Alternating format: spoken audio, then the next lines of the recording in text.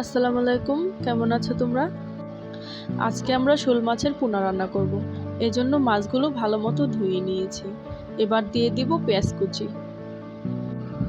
দিয়ে দিব কাঁচামরিচ, এরপর দিয়ে দিব 2 চামচ পরিমাণ হলুদ মরিচের গুঁড়ো, দিয়ে দিব স্বাদ মতো লবণ, দিয়ে দিব পরিমাণ মতো সাদা তেল। এবার দিয়ে দিব আদা রসুন বাটা। এবার ভালো করে মাখিয়ে নিব।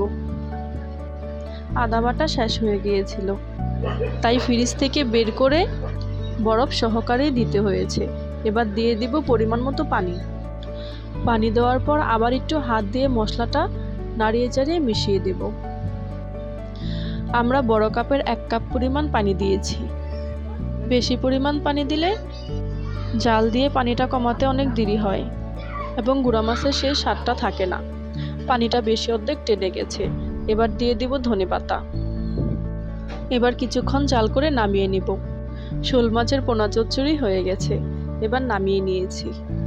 ভিডিওটা যদি ভালো লাগে চ্যানেলটাকে অবশ্যই ফলো দিয়ে রাখবে এবং বেশি বেশি করে লাইক কমেন্ট শেয়ার করে দেবে।